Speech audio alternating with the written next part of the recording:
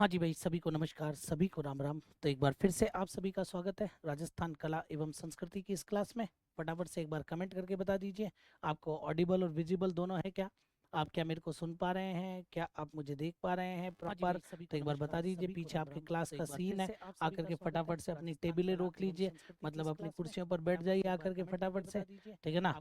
हाँ जी, चलिए भाई, फटाफट से लोक देवता का चैप्टर है, जैसा आप बोर्ड पर देख पा रहे हैं यहाँ पर। हाँ, तो देखो आप लोग, राजस्थान के लोक देवता का चैप्टर अपने यहाँ पर स्टार्ट होने जा रहा है। राजस्थान जीके के नोट्स के सभी टॉपिक्स नए डिस्ट्रिक्ट के अनुसार अपडेट करें। अच्छा जी, पुराना कौन सा बता दिया वो बता दें आप एक बार। ठीक है ना, एक बार जो पुराना बता दिया वो बता दे भाई। अच्छा, वॉइस कम आ रही है? नहीं, ऐसा तो नहीं होना चाहिए। वॉइस मेरी तरफ से तो पूरी है भाई, मेरी तरफ से तो वॉइस पूरी आ रही है। आप बताओ, आप कौन सा बता दिया वो बता दें आप एक बार। ठीक है ना, एक बार जो पुराना बता दिया वो बता दे भाई। हाँ जी, अच्छा वॉइस कम आ रही है? तो अपन नई डिस्ट्रिक्ट के अनुसार ही पढ़ा रहे हैं, पुराने अपन वैसे भी यूज नहीं कर रहे। और फिर भी आपको लग रहा है कि भाई यहाँ पर ये वाली प्रॉब्लम है, तो अच्छा डबल वॉइस आ रही है, आवाज कम आ रही है। हाँ जी, हाँ जी, हाँ जी, अच्छा अच्छा, वॉइस डबल आ रही है, अब ठीक है? अब एक बार कमेंट करके बताइए, अब ठीक है वॉइस?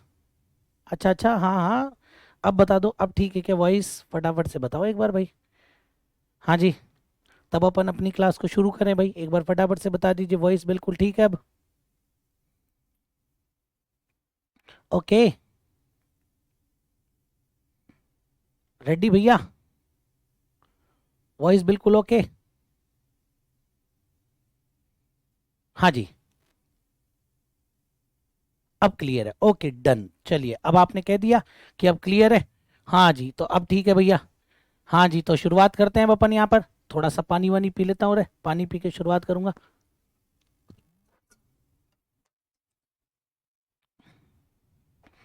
कल लास्ट मैंने देवनारायण जी आपको पढ़ा दिया था। आज देवनारायण जी के आगे चलते हैं और आगे बात करते हैं देवनारायण जी के अंदर कि और कौन कौन सी बात अपने पास में आती है। तो देखिएगा आप लोग, यहाँ पर देवनारायण जी के बारे में अपन बात कर ली थी। अब आगे बात करें तो अपने पास में कौन कौन से बिंदु आते हैं।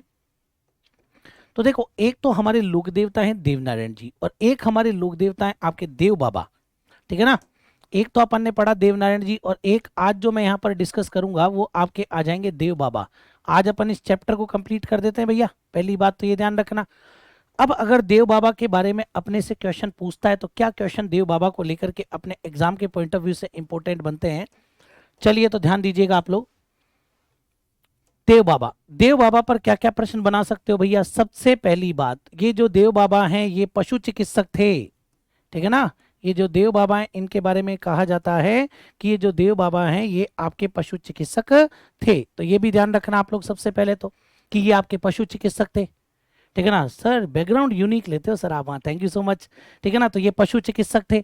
इसीलिए तो भैया पशु चिकित्सक मतलब अपने गांव में बोले तो डांडों का डॉक्टर, अपने गांव में बोले तो डांडों का डॉक्टर। तो ये पशु चिकित्सक थे, इसीलिए ध्यान रखना आप लोग। ये जो देव बाबा हैं इन्हें कहा जाता था पशुपालक समाज का आराध्य देवता। क्या कहेंगे इनको अपन? तो इनको अपन कहेंगे भैया पशुपालक समाज का आराध्य देवता।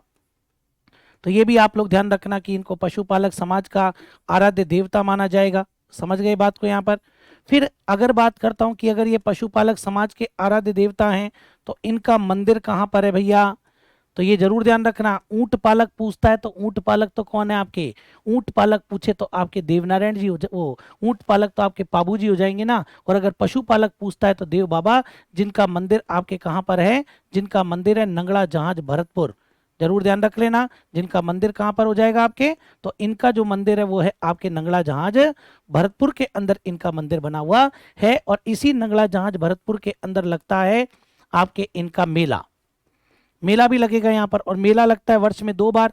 एक तो आपके चैत्र के महीने में लगता है, और एक आपके भाद्रपद के महीने में लगता है। तो वर्ष में दो बार मेला लगता है, चैत्र और भाद्रपद दोनों ही महीनों में। लगता कब है भैया? शुक्ल पंचमी को इनका मेला लगता है। ध्यान रखना, दोनों ही महीनों के अंदर आपके मेला शुक्ल पंचमी को लगता है, ये भी आप याद रखना। और कहते हैं कि अगर देव बाबा नाराज हो जाएं, तो नाराज हो जाएं तो ग्वालों को भोजन कराना चाहिए, तभी तो इनको कहते हैं ग्वालों का देवता। क्या बोलते हैं इनको? ग्वालों का देवता बोलते हैं। पहले ही मैं बता चुका हूं कि इनकी सवारी क्या है। तो इनकी सवारी हो जाएगी आपके भैंसा, और इनकी जो बहन है ना, इनकी बहन का नाम हो जाएगा आपके एलादी। इनकी जो बहन है उसका नाम क्या है भैया आपके, तो इनकी बहन का नाम हो जाएगा आपके एलादी। ये ध्यान रखना। बोले सर बहन का नाम याद करना इतना जरूरी है? नहीं, जरूरी तो नहीं है, लेकिन ध्यान रखना देव बाबा के बारे में ये बात कही जाती है कि देव बाबा ने अपनी मृत्यु के बाद भी अपनी बहन एलादी का भात भरा था। समझ गए बात को? तो ये देव बाबा के बारे में विशेष बातें आपके एग्जाम के पॉइंट ऑफ व्यू से जो इंपॉर्टेंट है वो मैंने आपको बताई। ठीक है ना? चलिए साहब, तो अगर मैं बात करता हूं तो अपन देखो कितने लोक देवता पढ़ चुके हैं, 7 और 2 9 लोक देवता अपन पढ़ चुके हैं। ये देव बाबा अपने कौन से नंबर के लोक देवता हैं? 10वें नंबर के लोक देवता हैं ये देव बाबा, ध्यान रखना। पशु चिकित्सक थे, मतलब ढंडों के डॉक्टर थे, निःशुल्क इलाज किया करते थे, तो पशुपालक समाज इनको क्या मानने लग गया? अपना आराध्य देवता मानने लगा। इनका मंदिर नंगला जहाज भरतपुर में देखने को मिलेगा। तो मेला चैत्र और भाद्रपद शुक्ल पंचमी को लगता है। ग्वालों का देवता इनको कहा जाता है। सवारी इनका भैंसा हो जाएगी और बहन का नाम है एलादी। समझ गए मेरी बात को? चलिए साहब, अब ऐसे ही देखो आप लोग यहाँ पर और दूसरे लोक देवता, इनमें ये याद रखना आप लोग भैया। ठीक है? हाँ जी, अब दूसरे नंबर पर चलते हैं अपन, 11वें नंबर के लोक देवता। बोले सर आपने 7 ही पढ़ाए? अरे 7 नहीं, बीच में झरडा जी भी पढ़ा दिए, और झरडा जी के अलावा केसरिया कुंवर जी भी पढ़ा दिए, अगर आप देखोगे तो, है ना।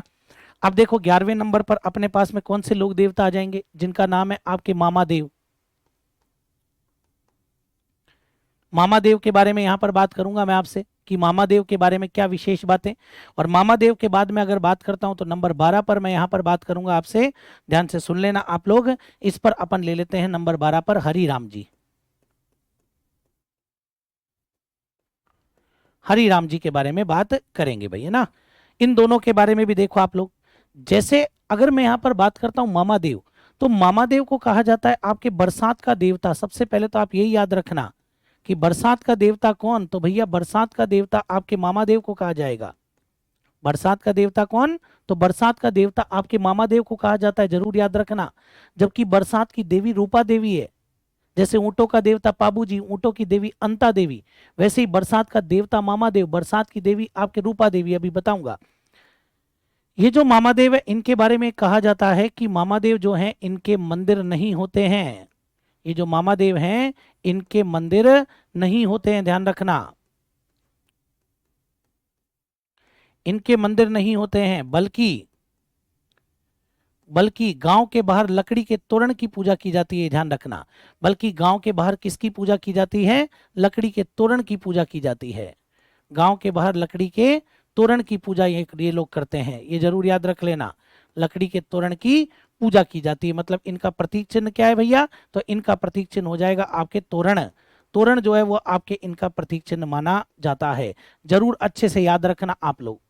ठीक है ना? मंदिर नहीं होते इनके। किस लोक देवता के मंदिर नहीं होते भैया? मामा देव के मंदिर नहीं होते, ध्यान रखना। फिर इसके बाद में अगर मैं यहाँ पर बात करूं आपसे तीसरे नंबर पर, तो तीसरे नंबर पर यह ध्यान रखना कि इनको प्रसन्न करने के लिए किसकी बलि दी जाती थी? भैंसे की बलि दी जाती थी। आई बात समझ में? तो ये भी ध्यान रखना, किस लोक देवता के भैंसे की बलि दी जाती थी? तो मामा देव के भैंसे की बलि दी जाती थी। छोटे छोटे लोक देवता आ गए बस अब अपने, ज्यादा डिटेलिंग बात नहीं है इसके अंदर। कि एक तो बरसात का देवता कहते हैं, इनके मंदिर नहीं होते हैं, बल्कि गांव के बाहर लकड़ी की तोरण की पूजा की जाती है और भैंसे की बलि इनके दी जाती थी। चलिए फिर हरि राम जी के बारे में बात करते हैं। सबसे पहली बात तो ये याद रखो कि हरि राम जी का प्रमुख मंदिर कहां पर है? हरि राम जी का प्रमुख मंदिर कहां पर है? तो हरि राम जी के मंदिर के बारे में बात करूं तो इनका मंदिर है झोरड़ा। और झोरड़ा कहां पड़ता है रे? तो ये झोरड़ा नागौर में पड़ता है, ध्यान रखना। झोरड़ा कहाँ पड़ता है आपके? तो ये झोरड़ा आपके नागौर में पड़ता है, सुन लो अच्छे से। और दूसरी बात, इनका मेला भी आपके सेम देव बाबा की तरह ही लगता है। एक तो चैत्र के अंदर लगता है भैया, एक भाद्रपद के अंदर लगता है। चैत्र और भाद्रपद दोनों महीनों में सेम डेट लिख देना, शुक्ल पंचमी को मेला लगता है। बस फर्क ये है कि देव बाबा का तो नंगला जहाज में लगता है और हरि राम जी का झोरड़ा नागौर के अंदर ये मेला लगता है। ठीक है? और तीसरी बात अगर मैं यहां पर करूं हरि राम जी के, तो ये ध्यान रखना इनके मंदिर में किसकी पूजा की जाती है? सांप की बाम्बी की पूजा। इनके भी कहते हैं कि सांप खा जाए तो इलाज होता है भैया। इनके मंदिर में किसकी पूजा करते हैं? तो इनके मंदिर में सांप की बाम्बी की पूजा करते हैं। ध्यान रखना, किसकी पूजा करते हैं? सांप की बाम्बी की पूजा करते हैं। अब कईयों को यह चीज समझ में नहीं आएगी कि सर सांप की बाम्बी क्या होती है। अरे बाम्बी बोला है, भाभी नहीं बोला है, ये ध्यान रखना। क्या बोले हैं भैया? हमने यहाँ पर बाम्बी बोला है, भाभी नहीं बोला है। ठीक है, तो ध्यान रखिएगा आप लोग। तो देखो अगर मिल जाता है तो मैं बता देता हूं आपको कि किसकी पूजा की जाएगी इनके मंदिर में। तो इनके मंदिर में हम लोग करते हैं सांप की बाम्बी की पूजा करते हैं।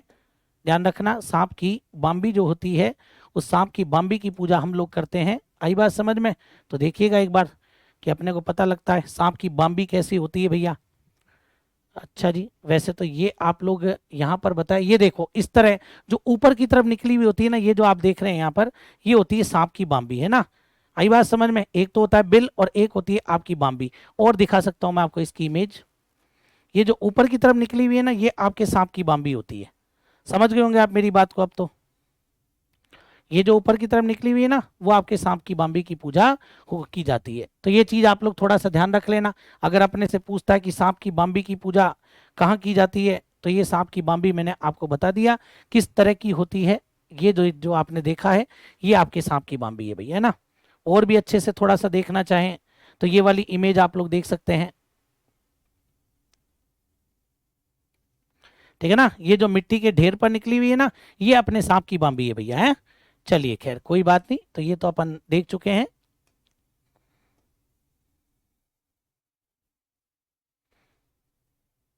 हाँ जी,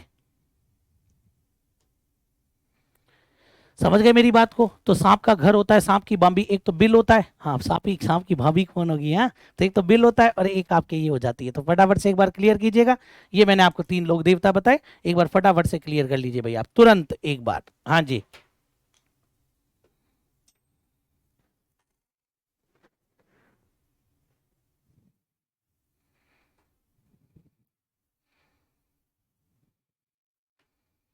चलिए साहब।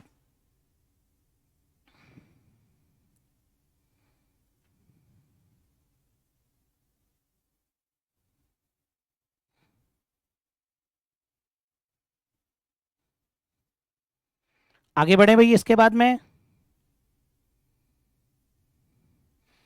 चलिए, तो इसके बाद में अपन आगे बात करते हैं और कौन कौन से लोक देवता अपने को याद रखने हैं, तो वो भी आप लोग थोड़ा सा दे समझना मेरी बात को। चलिए, तो ये तो आपको पता लग गया कि इनके मंदिर में किसकी पूजा की जाएगी। तो इनके मंदिर में आपके सांप की बाम्बी की पूजा की जाएगी। चलिए, तो अब आगे बढ़ते हैं इसके बाद में। तो देखिएगा आप लोग, वेरी गुड, डन। अब इसके बाद में अपने पास में जो लोक देवता आते हैं ना, उसमें मोस्ट इंपोर्टेंट नाम आपके आता है मल्लीनाथ जी। जरूर याद रखना मल्लीनाथ जी के बारे में, पेपर में प्रश्न भी बहुत बनता है मल्लीनाथ जी का। मल्लीनाथ जी के बारे में अपन यहां पर बात करेंगे। तो देखो आप लोग, सबसे पहली बात, मल्लीनाथ जी थे राठौड़। मल्लीनाथ जी कौन थे भैया? राठौड़ थे। ठीक है ना। अगर इनके बारे में बात करता हूं मल्लीनाथ जी के बारे में, तो लो साहब, सबसे पहले मैं ये भी बता देता हूं आपको कि इनका भाई साहब का पूरा नाम, इनका नाम है मल्लीनाथ जी राठौड़। हमारे लोक देवता हैं जोरदार। ठीक है ना। मल्लीनाथ जी राठौड़ के बारे में अपन बात करते हैं कि मल्लीनाथ जी राठौड़ के क्या क्या प्रश्न एग्जाम के पॉइंट ऑफ व्यू से इंपॉर्टेंट बनते हैं, वो आप लोग नजर डालिएगा। सबसे पहली बात, ये जो मल्लीनाथ जी है ना, अपने को ये पता होना चाहिए सबसे पहले तो कि मल्लीनाथ जी जो हैं ये आपके कहाँ के राजा थे। तो अपने मारवाड़, जब मारवाड़ रियासत हुआ करती थी, तो ये आपके मारवाड़ के शासक थे। ध्यान रखना, क्या हो जाएंगे ये आपके मारवाड़ के शासक थे। सबसे पहली बात तो आपको यही पता होनी चाहिए। मल्लीनाथ जी कौन थे भैया? उस समय मारवाड़ जो रियासत थी ना, वो शासक थे। लेकिन इनके जो कर्म थे, धर जाता धर्म पलटता, तिरिया पड़ता ताव और 3 दिहाड़ा त्यागरी, कहीं कहीं कहीं रंग कहीं राव, ऐसी चीजों ने इनको क्या बना दिया? लोक देवता बना दिया। तो ये मारवाड़ के शासक थे, सबसे पहली बात। दूसरी बात, इन्होंने राजधानी बनाया था किसको? बाड़मेर के अंदर एक जगह पड़ती है मेवानगर, जिसको नाकोड़ा बोलते हो आप लोग। ठीक है ना। तो ये ध्यान रखना, मेवानगर जो कि वर्तमान में आपके कहाँ है भैया? बाड़मेर के अंदर है। तो मेवानगर बाड़मेर जो थी, उसको अपनी क्या बनाया इन्होंने? राजधानी बनाया। ठीक है ना। तो ये जरूर ध्यान रख लेना, इन्होंने मेवानगर को राजधानी बनाया। तीसरी बात, ये किसके समकालीन थे?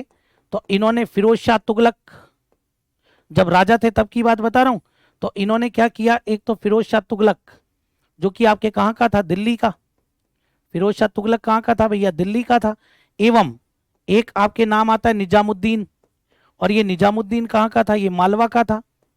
ठीक है ना। निजामुद्दीन आपके कहाँ का राजा था? मालवा। तो निजामुद्दीन और फिरोज शाह तुगलक की संयुक्त सेना को इन्होंने क्या किया, पराजित किया। ये भी ध्यान रख लेना, निजामुद्दीन की संयुक्त सेना को और इन्होंने क्या कर दिया भैया, तो संयुक्त सेना को इन्होंने पराजित किया। जरूर याद रखना मेरी इस बात को भी आप लोग, कि इन्होंने संयुक्त सेना को पराजित किया। इसीलिए आपसे पूछ सकता है कि ये जो मल्लीनाथ जी हैं, ये मल्लीनाथ जी आपके किसके समकालीन थे, तो मल्लीनाथ जी फिरोज शाह तुगलक के समकालीन थे। फिरोज शाह तुगलक और निजामुद्दीन दोनों ने मिलकर के इन पर अटैक किया और इन्होंने दोनों को ही पराजित कर दिया भैया। दूसरे नंबर पर बात करते हैं, तो ये जो मल्लीनाथ जी हैं, इनके पिता का नाम क्या हो जाएगा, तो इनके पिता का नाम है राव सलखा। राव सलखा इनके पिता का नाम है। जबकि इनकी माता के बारे में बात करें कि इनकी माता का नाम क्या हो जाएगा, तो माता का नाम है जानी दे। इनकी माता का नाम क्या हो जाएगा, जानी दे। ऐसे ही देखो इनके गुरु का नाम क्या है भैया, तो इनके गुरु का नाम है उगम सिंह भाटी। ये बेसिक इंट्रोडक्शन देखो आप लोग यहाँ पर, इनके गुरु का नाम है उगम सिंह भाटी। और वैसे ही अगर मैं बात करूं कि इनकी पत्नी का क्या नाम है, तो इनकी पत्नी का नाम हो जाएगा रूपा देवी। जरूर याद रखना, अभी मैंने आपको बरसात का देवता पढ़ाया था, और ये जो रूपा देवी है, इन रूपा देवी को कहते हैं बरसात की देवी। क्या कहेंगे भैया इनको, तो ये जो रूपा देवी है ना, इनको कहा जाता है बरसात की देवी। आई बात समझ में, बरसात की देवी कहते हैं रूपा देवी को। फिर अगर बात करता हूं तो ये जो आपके रूपा देवी हैं, इन रूपा देवी का भी क्या बना हुआ है भाई, मंदिर। रूपा देवी का भी क्या बना हुआ है भैया, मंदिर। और इनका मंदिर आपके कहां पर स्थित है, तो इनका मंदिर आपके मालाजाल गांव। कौन से गांव के अंदर है भैया, तो इनका मंदिर आपके मालाजाल गांव, और ये मालाजाल गांव पड़ता है आपके बालोतरा के अंदर।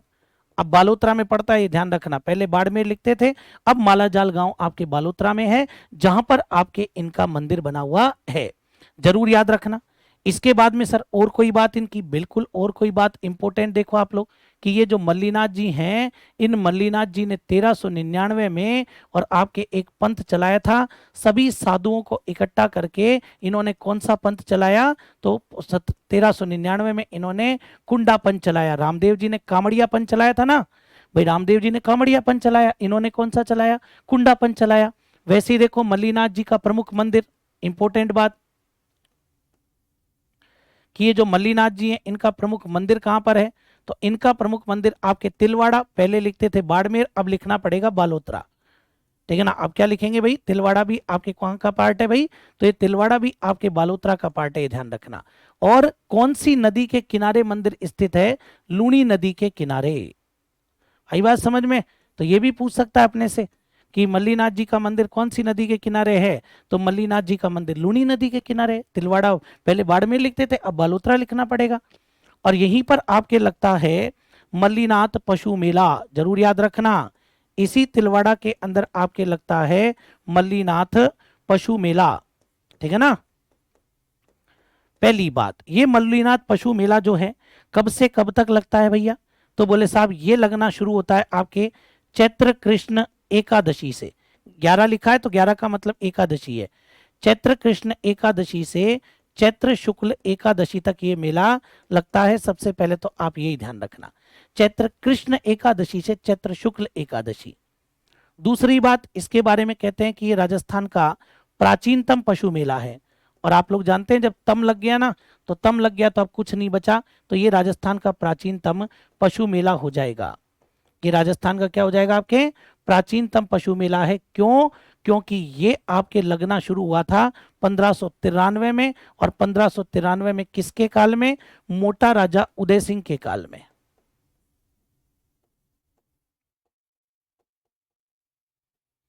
मोटा राजा उदय सिंह के काल में, और ये आपके लगना प्रारंभ हो गया था। मालानी नस्ल के घोड़ों के लिए फेमस है, थार पारकर नस्ल की गायों के लिए फेमस है, तो काल में ये प्रारंभ हुआ था भैया, है ना। इस पशु इसके अंदर बात करते हैं तो आपके मालानी नस्ल के घोड़े आते हैं, थार पारकर नस्ल की गाय वगैरह ये इसके अंदर आती है। ठीक है। और मल्लीनाथ जी के नाम पर एक चीज और बताता हूं, कि इन्हीं के नाम पर बाड़मेर में एक परगना, परगना मतलब होता है क्षेत्र, बाड़मेर में एक परगने का नाम मालानी रखा गया। किसके नाम पर रखा गया, तो ध्यान रखना आप लोग, बाड़मेर में एक परगने का नाम मालानी रखा गया। बस ये चीज जरूर याद रखना कि किसके नाम पर रखा गया था, तो ये आपके मल्लीनाथ जी के नाम पर रखा गया था। ठीक है, जिसको नहीं समझ में आया वो अच्छे से याद रखना। समझ गए मेरी बात को यहाँ पर? चलिए साहब, तो ये जो मल्लीनाथ जी है ना, तो ये जरूर याद रखना, मल्लीनाथ जी के नाम पर। ठीक है, किसके नाम पर भैया? मल्लीनाथ जी के नाम पर। अच्छे से सुन लेना मेरी बात को यहाँ पर, मल्लीनाथ जी के नाम पर बाड़मेर में एक परगने का नाम क्या रखा गया? मालानी रखा गया। और आप लोग जानते भी होंगे कि अपने एक ट्रेन भी चलती है जिसका नाम है मालानी एक्सप्रेस, वो भी इन्हीं के नाम पर है। वैसे तो मालानी क्षेत्र के नाम पर है बोले वो, अपने ध्यान रखना, बाड़मेर से जोधपुर वगैरह ऐसे जाती है वो, तो ये मालानी एक्सप्रेस अपने को याद रखना है। तो मालानी एक्सप्रेस ट्रेन भी अपने एक चलती है, वो भी किसके नाम पर चलती है? वो भी मल्लीनाथ जी के नाम पर चलती है। एक बार बताओ इस डायग्राम के थ्रू पूरी बात समझ में आई या नहीं आई? पूरी एक एक बात मैंने आपके सामने रख दी भैया, फटाफट से देख करके बताइए आपको समझ में आ गई क्या पूरी बात?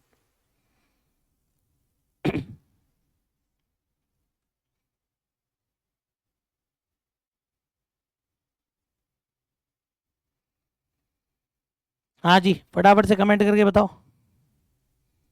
इंपॉर्टेंट लोग देवता हैं इसीलिए मैंने आपको बताया।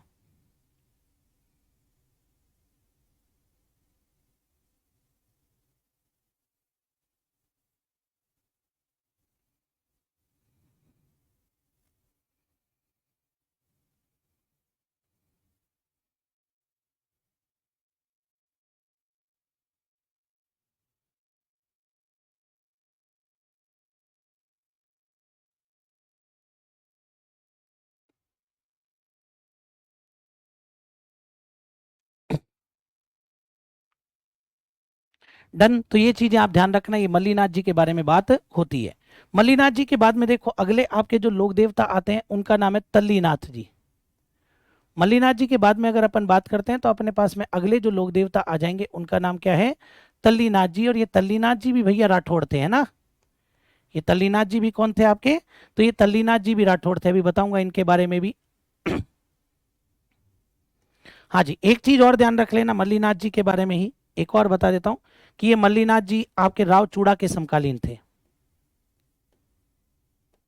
जोधपुर का राजा था ना राव चूड़ा, तो राव चूड़ा के समकालीन थे। मारवाड़ का राजा था, जोधपुर तो मैं क्या कहूंगा, उस समय जोधपुर था ही नहीं, तो ये आपके राव चूड़ा के समकालीन थे, ये भी याद रखना। अब तल्लीनाथ जी के बारे में बात करते हैं भैया। तल्लीनाथ जी पर क्या क्या प्रश्न अपने बन सकते हैं वो फोकस कीजिएगा आप लोग, बड़ी अच्छी बातें बनती है यहाँ पर तल्लीनाथ जी को लेकर के। सबसे पहली बात तो ये, कोई बड़ी भारी बात याद नहीं करनी है, इतना याद रखना कि ये जो तल्लीनाथ जी हैं ये आपके कहाँ के? शेरगढ़ के शासक रहे। मतलब ये मतलब जागीरदार थे वैसे तो, शेरगढ़ के शासक रहे। मारवाड़ का ही छोटा पार्ट होगा आपके शेरगढ़, मतलब मारवाड़ तो बड़ी रियासत है ना, और ये छोटे छोटे छोटे छोटे टुकड़े कर दो तो रियासत के टुकड़े जागीर कहलाते हैं। तो ये ध्यान रखना ये आपके शेरगढ़ के शासक रहे थे। ये शेरगढ़ के शासक रहे तो इनका रियल नेम क्या है भैया, ये भी अपने को पता होना चाहिए कि ये जो आपके तल्लीनाथ जी हैं, इन तल्लीनाथ जी का वास्तविक नाम क्या है? तो इनका वास्तविक नाम है गांगदेव राठौड़। ठीक है ना, वास्तविक नाम क्या हो जाएगा इनका?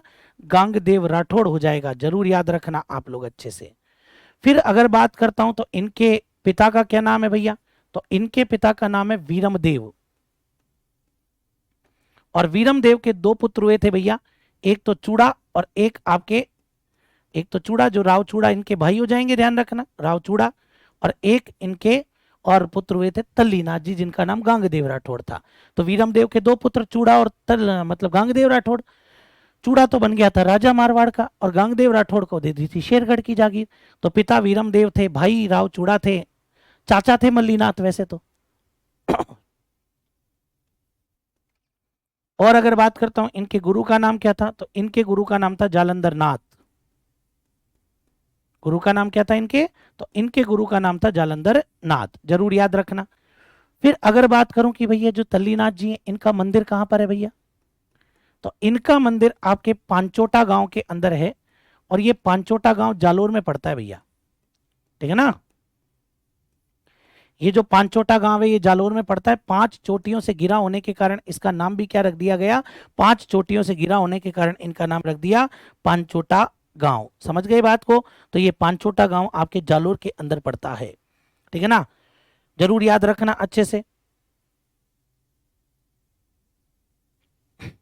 और ऐसे कहते हैं विजिबल नहीं, अच्छा मैं विजिबल नहीं, okay okay okay okay, sorry sorry sorry sorry, ठीक है ना। तो ये ध्यान रखना आप लोग। तो शेरगढ़ के शासक रहे सबसे पहली बात, ठीक है ना। वास्तविक नाम गांगदेव राठौड़, पिता वीरमदेव, भाई रावचूड़ा, गुरु जालंधर नाथ, मंदिर पांचोटा गांव जालोर के अंदर है। इनकी जो मंदिर वाली जमीन है ना, जिसको बोलते हैं ओरण, जो मंदिर की जमीन है उसको क्या बोलते हैं भैया, तो मंदिर की जमीन को बोलते हैं ओरण।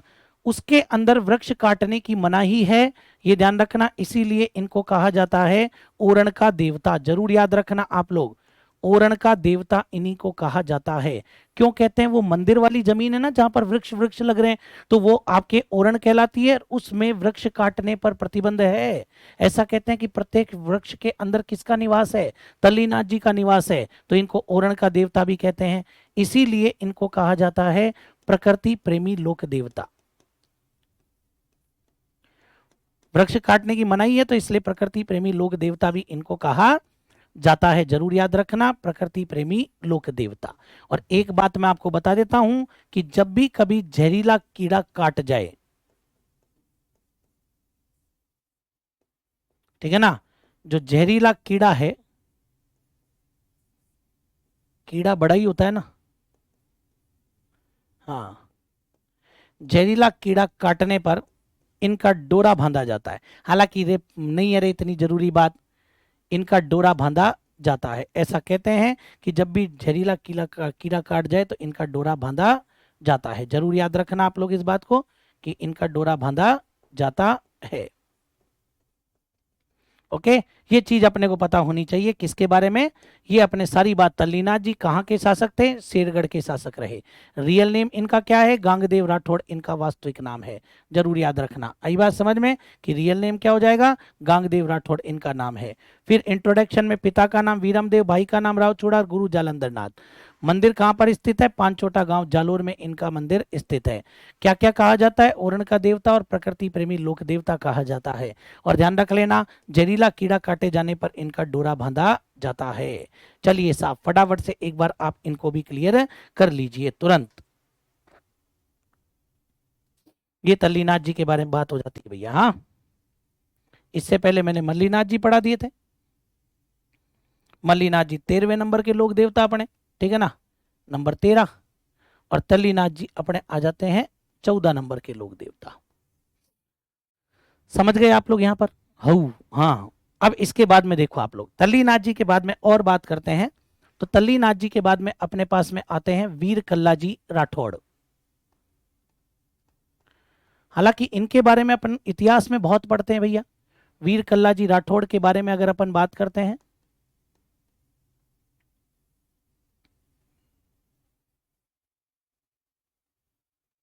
ठीक है ना, वीर कल्ला जी राठौड़। अब वीर कल्ला जी राठौड़ के बारे में आप देखिएगा कि वीर कल्ला जी राठौड़ पर पहले तो बेसिक क्वेश्चन क्या बनते हैं, वो थोड़ा सा ध्यान देना कि वीर कल्ला जी राठौड़ पर बिल्कुल बेसिक क्वेश्चन। शेरगढ़ 12, नहीं नहीं नहीं नहीं नहीं, शेरगढ़ जोधपुर वाले की बात है, 12 वाले की बात नहीं है, ध्यान रखना।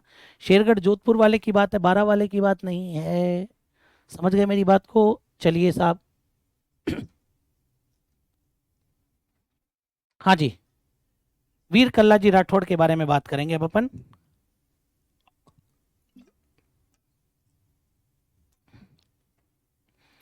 सबसे पहली बात तो यही ध्यान रखना कि ये जो वीर कल्ला जी राठौड़ हैं, इन्हें इतिहास में कहते हैं चार हाथों वाला देवता। अभी मैं बताऊंगा अभी आपको इनके बारे में। इनको इतिहास में कहते हैं चार हाथों वाला देवता। एक तो ये ध्यान रखना आप लोग, चार हाथों वाला देवता। दूसरे नंबर पर अगर मैं बात करता हूं तो इन्हें कहा जाता है शेषनाग का अवतार। क्या कहेंगे इनको, तो इनको हम लोग शेषनाग का अवतार भी कहते हैं। चार हाथों वाला देवता कहते हैं और साथ ही अपन इनको क्या कहेंगे, शेषनाग का अवतार भी इनको कहा जाता है। जरूर याद रख लेना आप लोग। अब इसके बाद में देखो आप, विशेष बात, ये जो वीर कल्ला जी राठौड़ है ना, इनका जन्म सबसे पहले याद रखना। तो भैया जन्म हुआ था 1544 ईस्वी के अंदर। 1544 ईस्वी में जन्म हुआ था। और जन्म हुआ कहाँ था भैया, तो इनका जो जन्म हुआ था ना, वो हुआ था आपके आश्विन का महीना, आश्विन के महीने में शुक्ल पक्ष, और आश्विन शुक्ल अष्टमी को इनका जन्म हुआ। पहली बात तो ये याद रखो कि इनका जन्म आश्विन शुक्ल अष्टमी को हुआ।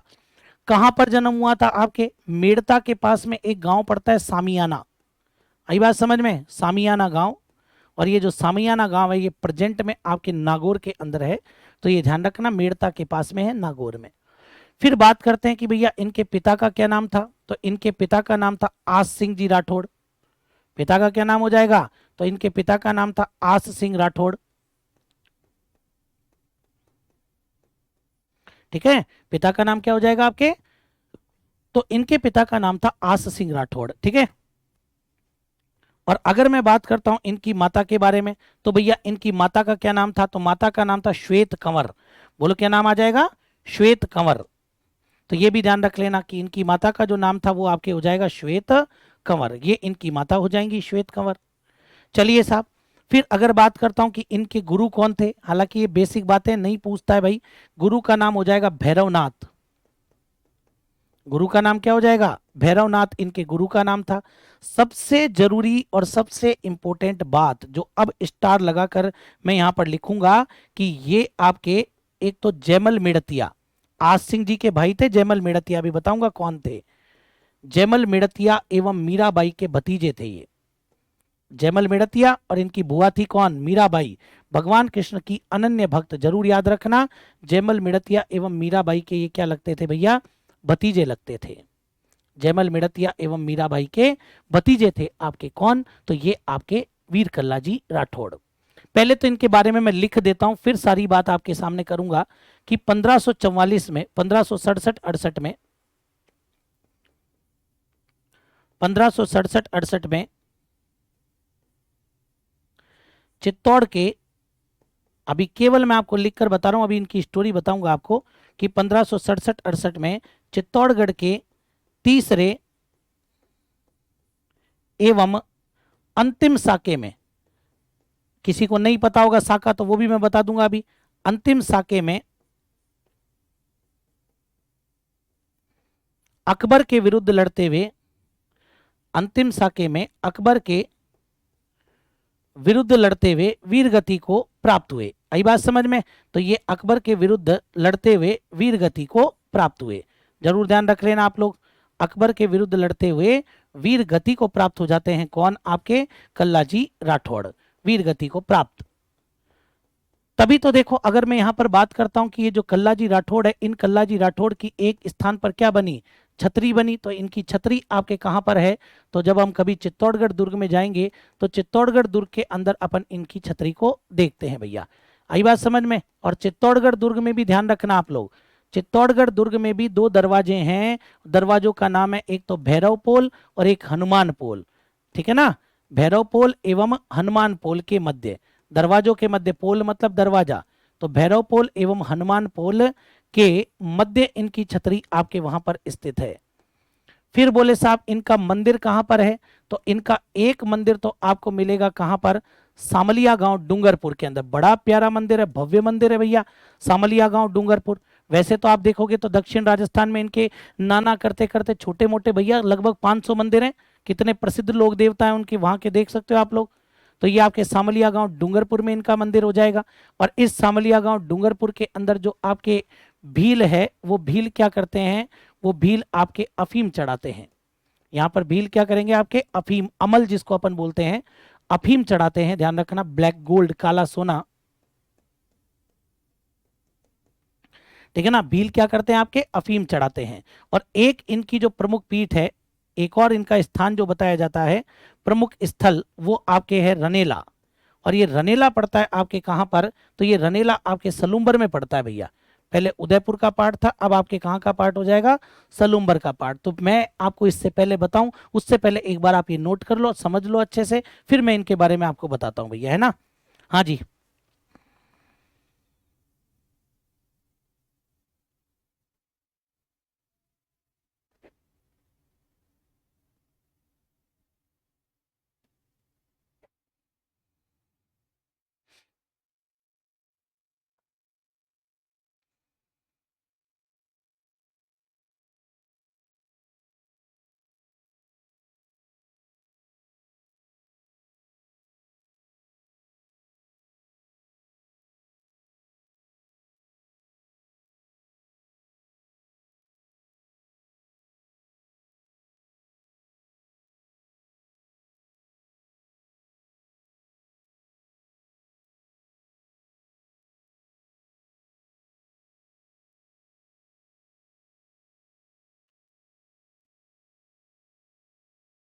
हाँ जी, चलिए तो अब देखो इनके बारे में मैं आपको एक चीज यहाँ पर बता देता हूँ, ध्यान से सुनना।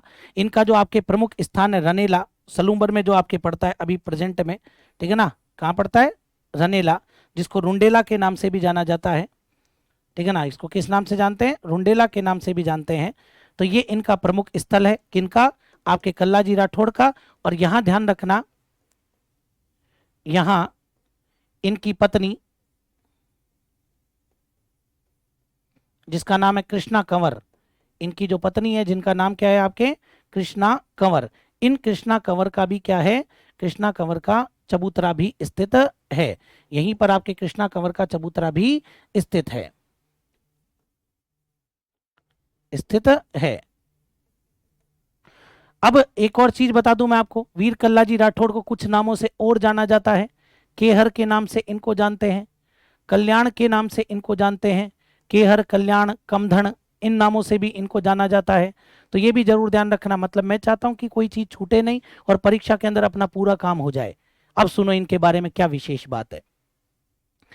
आज सिंह राठौड़ के ये क्या थे? पुत्र थे और जयमल मेड़तिया के भतीजे थे। अकबर के टाइम की बात है कि भाई अपने अकबर के टाइम पर चित्तौड़गढ़ मतलब कि जो मेवाड़ रियासत है वहां का शासक था आपके उदय सिंह, ठीक है ना, महाराणा उदय सिंह की बात कर रहा हूं।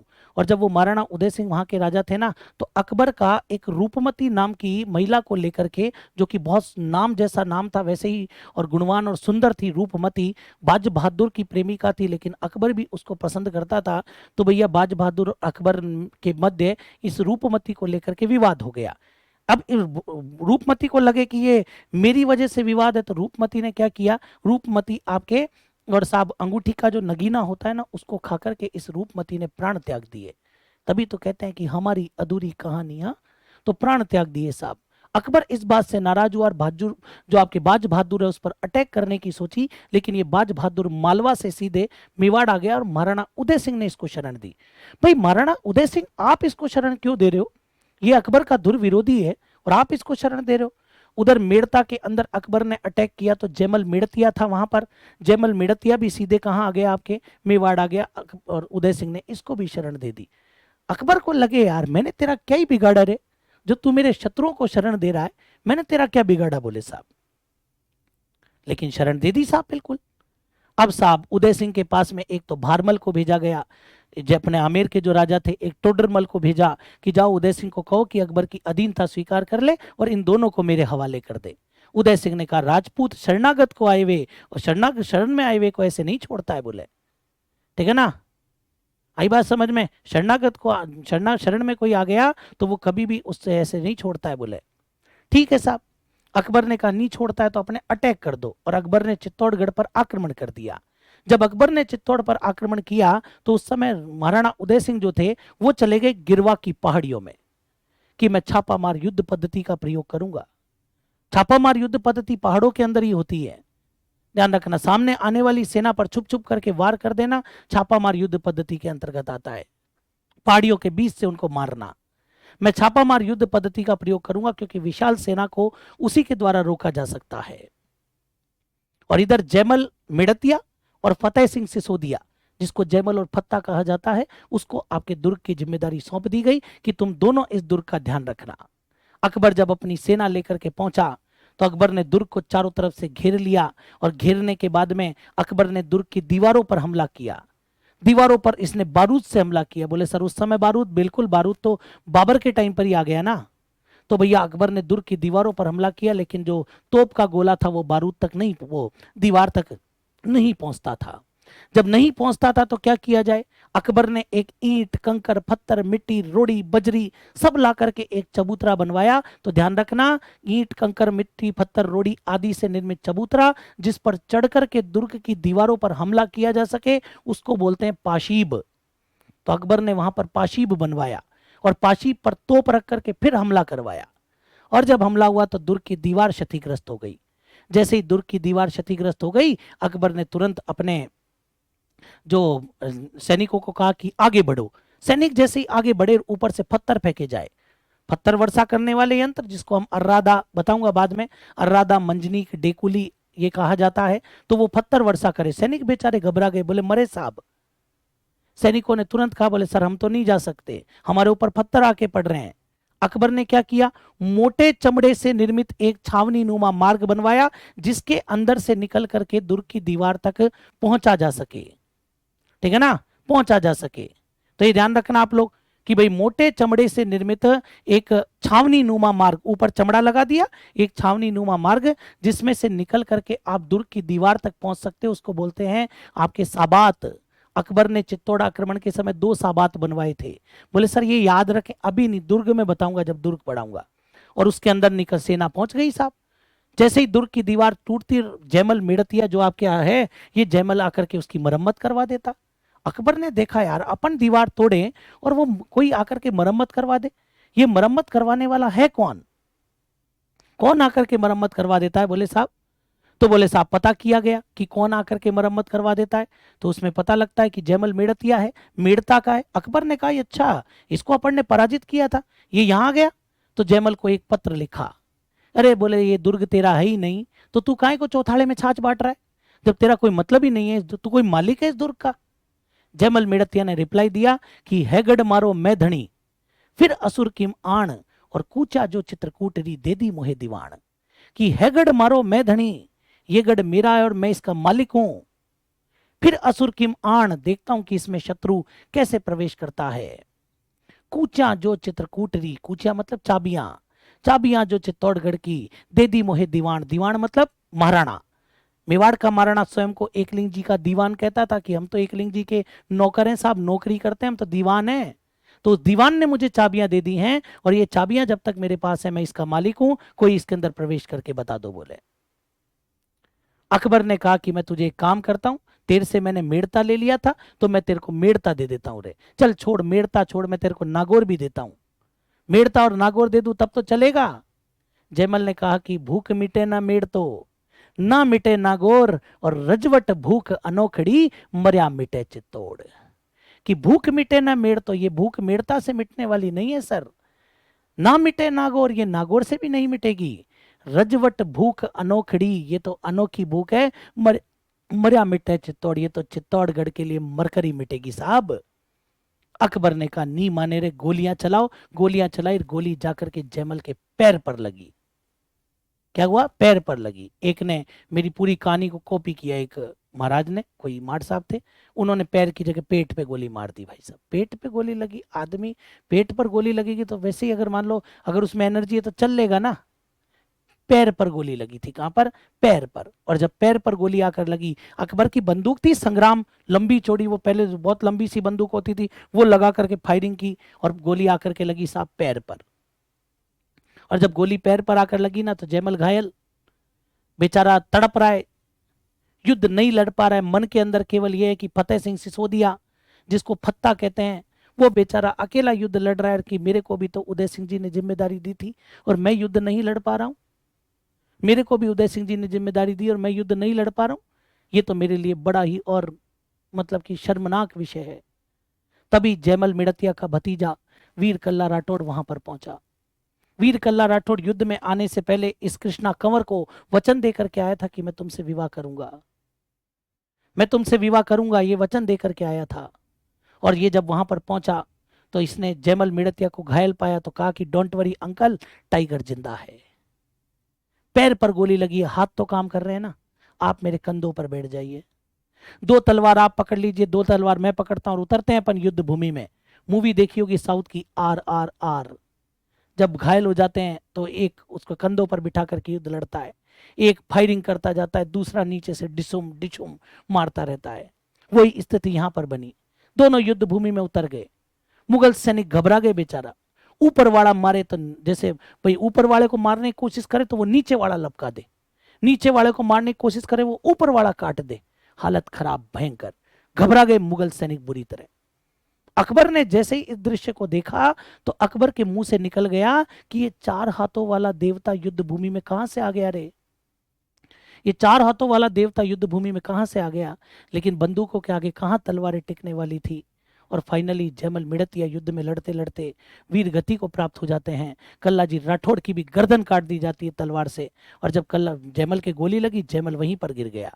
और कल्लाजी राठौड़ की गर्दन काट दी गई। कहते हैं कि गर्दन कटने के बाद भी इस वीर प्रतापी पुरुष का सिर उस युद्ध भूमि में लड़ता रहा और युद्ध लड़ते लड़ते वो सिर वो धड़ जो था वो धड़ आपके रुंडेला तक पहुंच गया। कुछ इतिहासकार बताते हैं कि उस धड़ ने और यहाँ पर कृष्णा कंवर जो थी इनके साथ में फेरे लिए और उसके बाद में इसी स्थान पर वीर कल्लाजी राठौड़ की क्या हो गई थी, मृत्यु हो गई थी। तो वचन के पक्के थे, ये वचन पूरा निभाया जा करके, इसीलिए उनका प्रमुख स्थल यहां पर भी बना है। और कृष्णा कंवर का चबूतरा, वो सती हो गई थी उसके बाद में, जब इनकी मृत्यु हुई तो उसके बाद में ये सती हो गई थी। तो ऐसे चित्तौड़गढ़ के फिर इधर क्या हुआ, इधर जयमल और फत्ता लड़ते लड़ते कल्लाजी वीर गति को प्राप्त हो गए और जो फत्ता की जो फतेह सिंह सिसोदिया की रानी थी फूल कंवर, उस फूल कंवर जो थी, वाह सर जी आपने तो पूरी मूवी दिखा दी, सब रियल में ही दिख गया सब। और जो फूल कंवर जो थी उस फूल कंवर ने आग में कूद करके जोहर कर लिया भैया। बोले सर ये जोहर करना जरूरी था क्या? अगर जोहर नहीं करते ना तो जो आपके हमास वालों ने इजराइल में किया ना वो स्थिति अपने को देखने को मिलती है। वहां पर किस तरह महिलाओं के साथ में दुर्व्यवहार किया गया, इसलिए अपनी राजपूत वीरांगनाएं, अपने हिंदू महिलाएं और आग में कूद करके अपने सतीत्व और अपने चरित्र को बचाने के लिए जोहर किया करती थी। नहीं तो ये आक्रांताकारी उनको अपने साथ ले जाते और उनका शोषण करते। इसलिए ये जरूरी हो गया था कि बोले साहब हम और क्या करें, जोहर। तो जो लोग जोहर को कुरीति कहते हैं ना, वो उस जमाने के परिवेश को याद नहीं कर सकते, उन्होंने वो देखा नहीं, उन्होंने कभी उसको महसूस नहीं किया। और अब जब हमास ने जो इजराइल में किया उसके बाद तो हमें भी लगता है कि नहीं, और जो रानियों ने जोहर किया वो गलत नहीं था। समझ गए बात को, ये ध्यान रखना आप लोग। तो ये आपके वीर कल्लाजी राठौड़, ऐसे महान व्यक्ति के 500 मंदिर नहीं बने तो बताइए आप लोग क्या किया जाए। इसीलिए तो इनका मंदिर सामलिया, डूंगरपुर, और मैंने तो कहा कि छोटे छोटे और पूरे क्षेत्र के अंदर 500 मंदिर हैं। फाइनली इनकी क्या बना दी गई, छतरी बना दी गई। और इनकी छतरी कहाँ बनाई गई? चित्तौड़गढ़ दुर्ग में।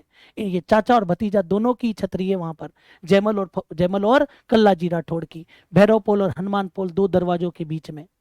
आखिरी दरवाजा राम पोल है, वहां पर फतेह सिंह सिसोदिया की छतरी बनी। जब सभी राजपूत लड़ते लड़ते वीर गति को प्राप्त हो जाए ना, उसे इतिहास में केसरिया कहते हैं। और जब भी राजपूत वीरांगनाएं आग में कूदकर जोहर कर लेती हैं, उसे ध्यान रखना, जोहर कहते हैं। और जब केसरिया और जोहर दोनों हो जाता है तो इसको साका कहते हैं। ऐसा सौभाग्यशाली दुर्ग जहां पर आपके साके हुए 3, वो सबसे ज्यादा साके करने वाला चित्तौड़गढ़ था। ठीक है ना, तो वो आपके चित्तौड़गढ़ था। तो ये ध्यान रखना आप लोग। ये वाली मैंने आपको स्टोरी बताई कि आपको वीर कल्लाजी राठौड़ पूरे अच्छी तरह से समझ में आए या नहीं आए, कमेंट करके बताइएगा। फटाफट फटाफट से कमेंट करके बताइएगा आपको वीर कल्लाजी राठौड़ समझ में आए या नहीं आए भाई। पूरी स्टोरी मैंने आपको बता दी, तुरंत कमेंट करके बताओ भाई, तुरंत फटाफट से। हाँ जी,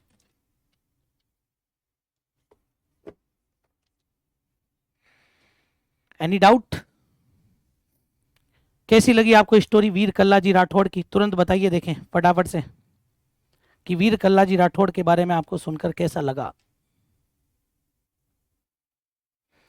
हाँ जी, तो ये वीर कल्लाजी राठौड़ की स्टोरी के साथ में मैंने आपको पूरी कहानी भी बता दी इनकी कि क्या क्या चीज अपने को इनके बारे में याद रखनी है भैया, है ना। कमेंट करके बताओ, लेकिन कमेंट आने चाहिए। हाँ हाँ, चलिए साहब, सब समझ में आ गया सर, बिल्कुल बिल्कुल। बड़ी वीर कल्लाजी राठौड़ के अंदर ये थोड़ी सी इमोशनल स्टोरी अपने को सुनने को मिलती है यहाँ पर, ठीक है ना। चलिए एक प्रश्न बताता हूँ इसके बाद में आपको, कि एक प्रश्न इसके अंदर एक जो पूछा गया था वो आपको मैं बताता हूँ। अभी हाल ही में एक प्रश्न पूछा गया इनका,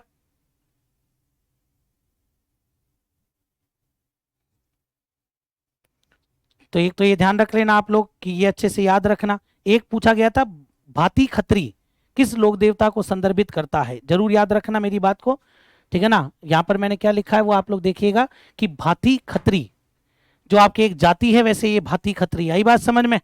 ये जो भाती खत्री जाति है इसके देवता माने जाते हैं आपके कौन? ये कल्लाजी।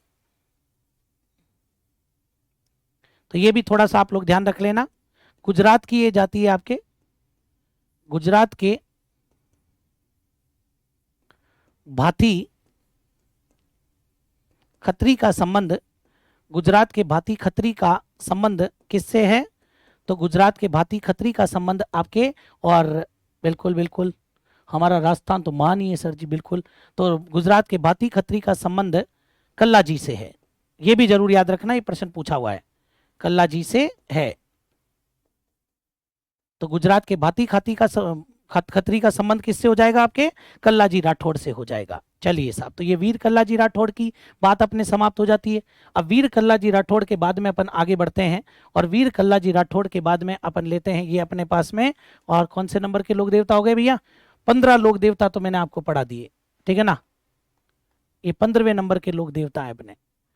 अब इसके बाद में देखो आप लोग आगे बढ़े, तो इसके बाद में अपने पास में आते हैं वीर बिग्गा जी, नंबर 16, वीर बिग्गा जी है ना।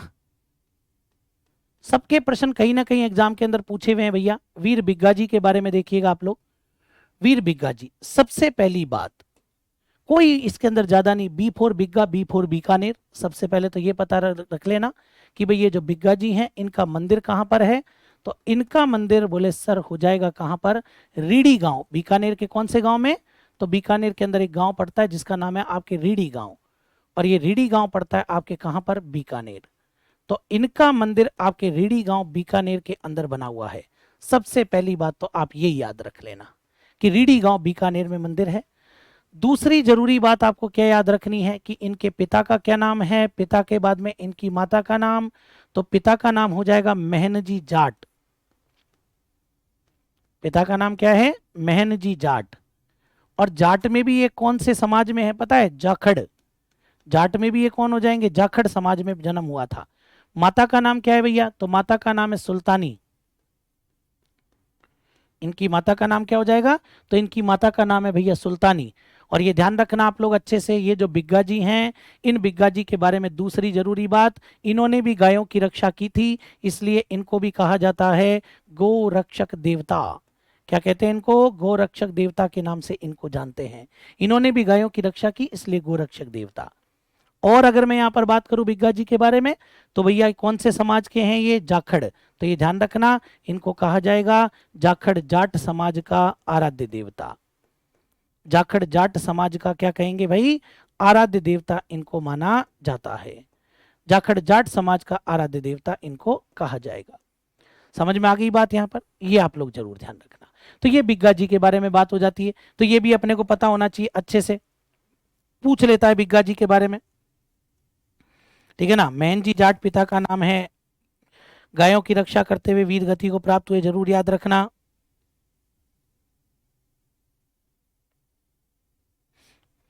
हाँ जी, वैसे मैं आपको बता देता हूँ, इस रीडी गांव के अंदर इनका मेला भी लगता है। वो मेला आपके लगता है 14 अक्टूबर को, है ना, वो फिक्स है भैया, वो मेला आपके 14 अक्टूबर को ही लगेगा।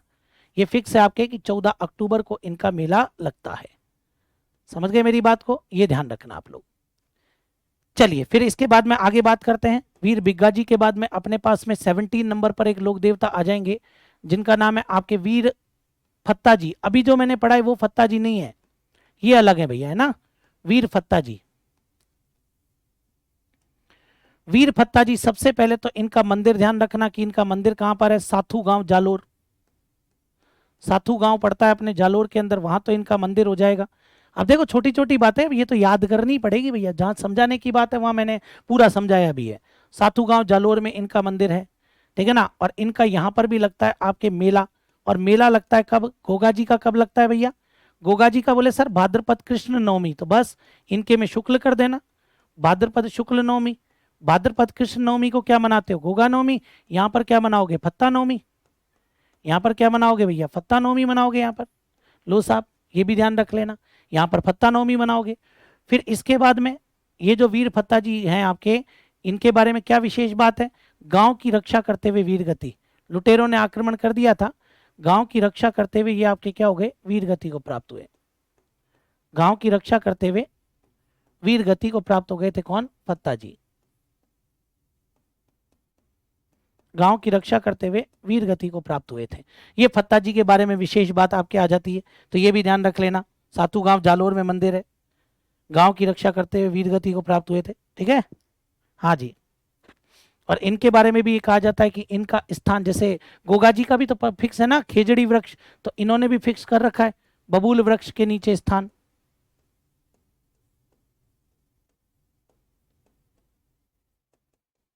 बबूल वृक्ष के नीचे इनका क्या होता है, थान होता है। ये लो साहब, तो ये भी याद रखना आप लोग फत्ता जी के बारे में। फिर इसके बाद में देखो आप लोग, फत्ता जी के बाद में बात करते हैं तो नंबर 18, नंबर 18 पर खेतला जी। पहले भी मैंने बताया होगा आपको जब रोगों के बारे में बताया था, ज्यादा बड़ी बात खेतला जी में है नहीं, इतना सा याद रखना खेतला जी के बारे में कि सबसे पहले तो इनका मंदिर कहां पर है, सोनाना गांव पाली,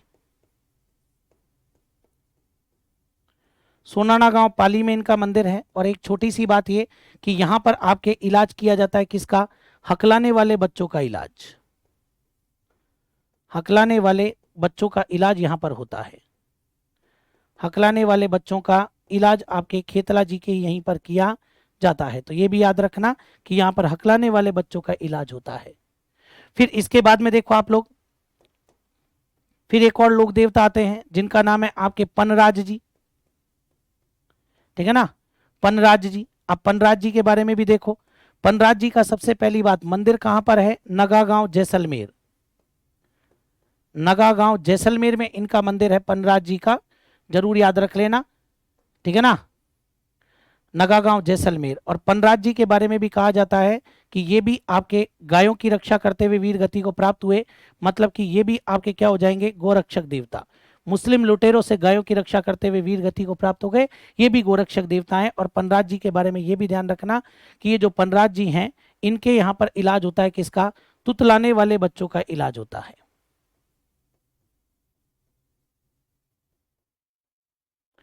तुतलाने वाले बच्चों का इलाज होता है। आई बात समझ में।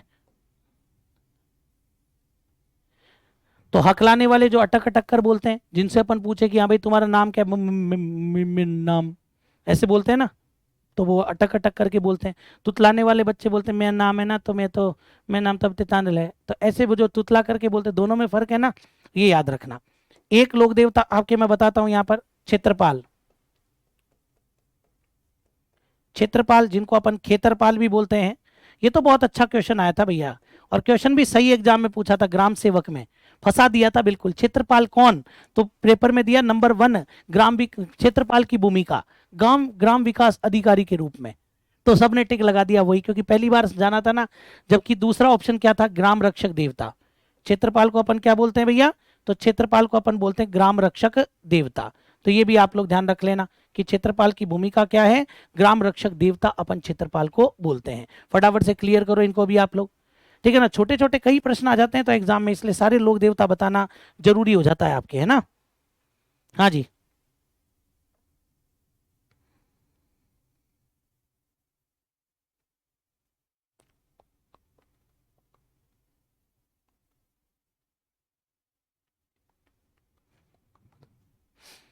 हाँ जी, एक मुझे याद आ गया, एक बताता हूं, कल्लाजी राठौड़ पर एक पुस्तक लिखी है किसने, डॉक्टर ज्योति पुंज, एक डॉक्टर ज्योति पुंज है। इन डॉक्टर ज्योति पुंज ने इनके ऊपर एक किताब लिखी है, और उस किताब का नाम क्या है आपके, कंकु कंबद, ध्यान रखना, ज्योति पुंज ने कंकु कंबद नामक रचना लिखी है। आई बात समझ में, किसके ऊपर लिखी है, ये कल्ला जी के ऊपर ही लिखी है, तो ये भी आप लोग क्लियर कर लेना भैया ना। तो ज्योति पुंज ने लिखी है आपके कंकु कंबद, जरूर याद रखना इसको। चलिए, तो ये अपने बात हो जाती है किसकी, लोक देवता। अभी थोड़े बहुत और बच गए हैं अपने, तो थोड़े बहुत बच गए हैं तो उनके बारे में भी मैं आपको बताऊंगा। ये बात आपको क्लियर है क्या, फटाफट से बताइए, देखें, ठीक है ना, बताइए फटाफट से, कोई दिक्कत इसके अंदर अपने, ठीक है ना। क्योंकि जब इतना ही पढ़ा दिया तो वो 2 5 1 लोक देवता क्यों ही छोड़ेंगे अपन, तो वो भी अपन इन पढ़ लेंगे भैया। 20 हो गए अपने पास में, जैसे अभी अपने पास भूरिया बाबा बच रहे हैं, भूमिया जी बच रहे हैं, टूंग जी जवार जी बच रहे हैं, एक नए लोक देवता जो अभी फेमस भी हैं, ठीक है ना, अमराजी भगत, अनगद बाव जी जिनको अपन कहते हैं, वो अपने पास में भी बच रहे हैं। झुंझार जी अपने पास में भी बच रहे हैं, जिनके बारे में अपने को पढ़ना है, ठीक है ना। आलम जी अपने पास में बच रहे हैं, तो आलम जी के बारे में भी अपन पढ़ेंगे, ठीक है। तो इन सारे लोक देवताओं के बारे में मैं आपको बताऊंगा, लेकिन वो अपन बात करेंगे अपने कल की क्लास में। तो आज तो अपन इतनी बात करेंगे। तो आज के लिए आप सभी को बहुत बहुत धन्यवाद मेरी तरफ से। फिर कल मुलाकात होगी, ठीक है ना। तब तक के लिए जय हिंद, जय भारत।